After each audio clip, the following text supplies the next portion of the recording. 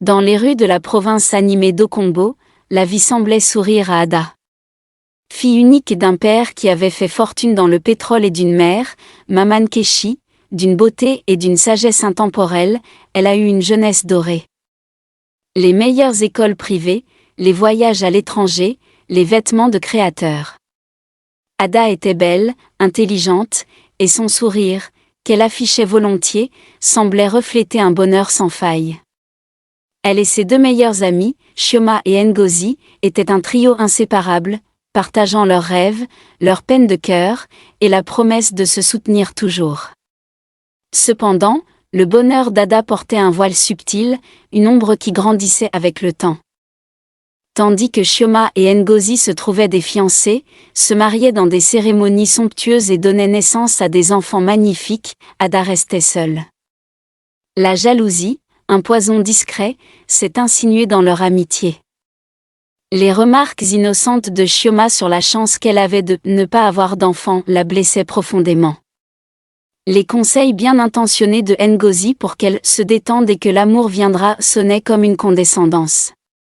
Le pire, ce sont les accrochages silencieux, les hommes qui semblaient s'intéresser à Ada, attirés par son assurance et son style, finissaient toujours par se tourner vers Chioma ou Ngozi.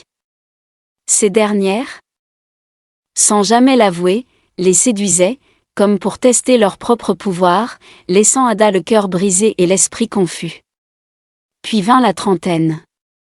La pression devint insupportable. Les questions incessantes de la famille et des amis la tourmentaient. Quand est-ce que tu vas te marier, Ada? Le temps passe, ma chère, n'attends pas trop. Elle a essayé de noyer cette angoisse dans le luxe. Elle a investi dans des voitures coûteuses, des robes hors de prix, des soirées grandioses, croyant que le faste attirerait un homme à sa hauteur. Mais les hommes qui s'approchaient n'étaient intéressés que par son argent ou son statut. Ses efforts étaient vains, ses investissements ne lui apportaient que le vide. C'est cette frustration brûlante, cette solitude qui la dévorait, qui a poussé Ada à commettre l'impensable. Elle s'est tournée vers la seule chose qui, selon les rumeurs, pouvait changer un destin, le pouvoir ancestral des féticheurs. Elle a rencontré plusieurs d'entre eux, des charlatans qui lui promettaient la lune, lui soutirant de l'argent pour des rituels sans effet. Jusqu'au jour où elle a trouvé Baba Odin. Baba Odin n'était pas un charlatan. Il vivait dans une case isolée, au cœur d'une forêt sacrée. Loin de la civilisation. Il était un homme au regard profond, et il a su voir la misère d'Ada. Après un long rituel, il a fermé les yeux, le visage contracté, puis lui a annoncé, d'une voix grave, « Une malédiction pèse sur votre route vers le mariage. Pour la lever, vous devez faire un sacrifice de valeur. » Il a insisté sur les mots, de la valeur. Pas un bien matériel, mais quelque chose qui prouvera votre engagement total. Quelque chose qui vous retient. Les mots ont résonné en Ada.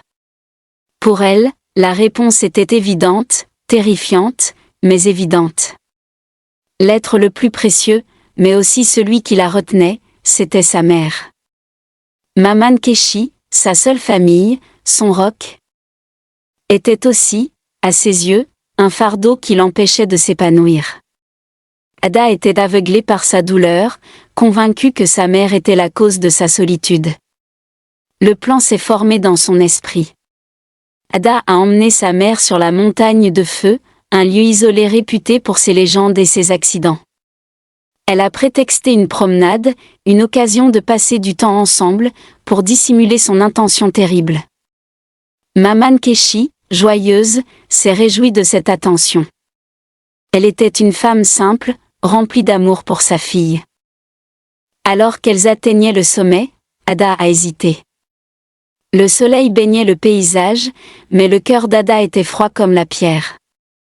C'est à cet instant précis qu'un témoin inattendu est apparu, Babatunde, un ancien du village, respecté autrefois mais maintenant considéré comme un fou, qui passait ses journées à errer près de la falaise. Il a regardé Ada, et dans ses yeux, Ada n'a pas vu de jugement, mais une profonde tristesse. Les vrais sacrifices ne sont pas faits de sang, a-t-il murmuré, sa voix rauque, ils sont faits de chagrin. Le regard de Babatunde a percé le voile de la folie d'Ada. Elle s'est effondrée en larmes, incapable de commettre l'acte qu'elle avait planifié. Libérée par les paroles de cet homme qui, ayant tout perdu, comprenait mieux que personne la valeur de l'amour. Ada, en larmes, s'effondre devant la falaise, ses intentions funestes brisées par la simple présence de Babatunde. Le vieil homme, loin d'être un fou, est un sage dont le cœur est rempli de l'amour de la nature. Il ne juge pas, il murmure seulement, la montagne ne garde pas les secrets, elle les murmure. J'ai vu ton cœur et la douleur qui l'a empoisonné. Babatunde, d'une voix calme, la ramène sur le droit chemin. Il l'écoute et lui avoue que son amour du luxe, qui se manifeste par ses vêtements et ses investissements, a été un mur entre elle et les hommes.